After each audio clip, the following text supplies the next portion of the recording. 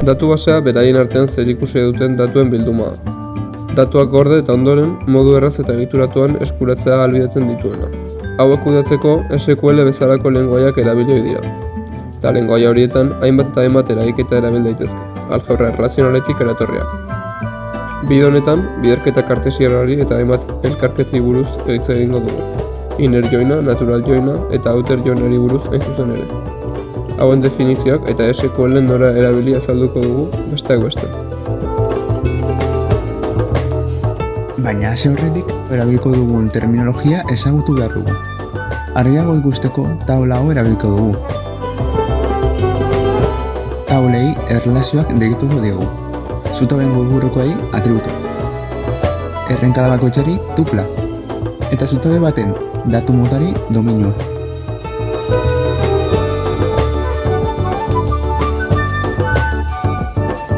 Biderketa kartesiarra edo cross-join tupla pare posible guztiekin osatzen da. Tupla pareak lehen erlazioko tuplak bigarrengorekin kombinatuta osatzen dira. Hori dela eta eragiketa bitarra dela esaten da, bi erlazioen artean egiten delako, hain zuzen ere. Bere ezaugarrietako bat, bi erlazioek biderketarekiko konpatibilitaterik izan beharrez dutela da. Emaitzak edukiko dituen tupla kopurua erabiltzen ditugun bi erlazioen tupla kopuruaren biderkadura izango da. Honako erlazio hauek erabiliko ditugu adibide bezala. Ikusi dezakegun bezala, lehen erlazioak bi tupla ditu, eta bigarrenak berriz, 3. Ondorioz, gure emaitzak bi berriru 6 tupla izango ditu. Lehenik, lehen erlazioko lehen tupla hartuko dugu, kasu honetan, beinat, eta bigarren erlazioko tupla guztiekin kombinatuko ditugu. Lehena lehenarekin, lehena bigarrenarekin, eta lehena hirugarrenarekin. Hau eginda, bigarren tupla hartu eta kombinatuko dugu berriro lehenengo erlazioarekin azkeneneko nio. Baina, nola erabiltzen da SQL-en? Honetarako bi modu daude. Alde batetik, from klausulan bi taulen artean cross-join idaztea dago. Eta bestetik, bi taulen artean koma bat ere ipini daiteke. Hala ere, kontu zibili behar da. Datu baseak kudeatzeko sistema guztiek ez baitituzte onartzen bi bertsioak. Eta hauek erabiltzean, garrantzitsua da jakitea ea biak edota bietako zein erabili dezakegun.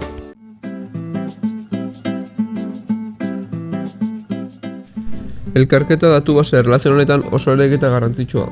Taulen arteko harremanak prozesatzeko balio baitu.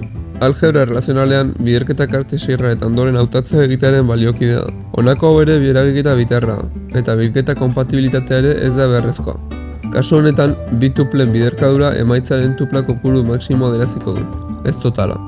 Inner joinek baldintza bat edukitzen dute. Zeinetan baldintza hori betetzen duten tuplak soilik kombinatuko dira. SQL-en bi modu daude eragiketa gozatzeko, zarra eta berria. Modu zarrean, from klausulan bi taulak ipintzen dira, koma bat ipiniz beraien artean, eta baldintza where klausulan idazten da. Modu berrian berriz, inner join idazten da bi taulen artean, eta gero baldintza idazten da honen ondoren. Adibide honetarako, lehen erlazioko ide atributua bigarren erlazioaren ikasle ide atributuare bera dutenekin elkartuko dugu. Lehenik lehen erlazioko lehenengo tupla hartzen da, eta bigarren erlazioko tuplekin joaten gara kombinatzen banan-banan, parekok direnak elkartuz. Gauza bera egingo da bigarren tuplarekin. Kasu honetan, lehen erlazioko lehen tupla, bigarrenaren lehen tuplarekin elkartuko da, eta bigarrenarekin. Bigarren erlazioaren hirugarren tuplak ez duenez baldintza betetzen, ez da emaitzan agertuko.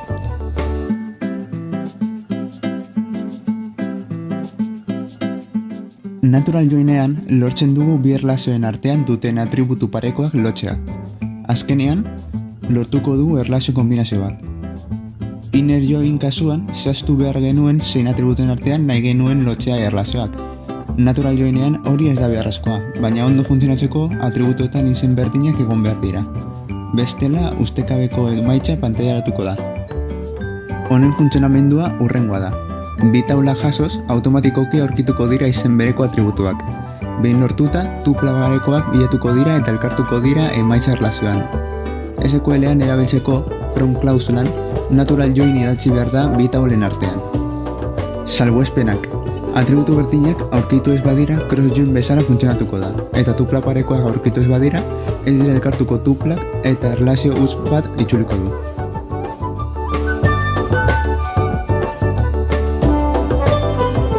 Elkarketa mota hau erabiliko dugu erlazio bateko tupla guztiek mantendu nahi dugunean.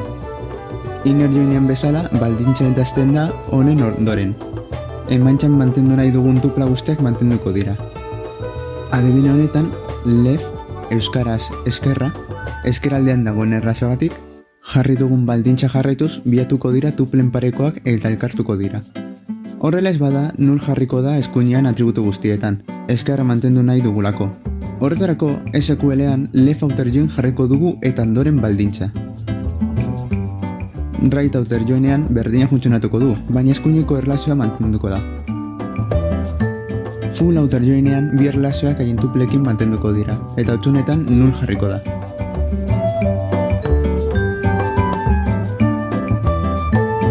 Bi taula baino gehiago lotu nahi badira, joinak behin eta berriro jartzeaz gain, eraberezi bat dauka erlazioak lotzeko. Ikusiko dugu hurrengo adibidea.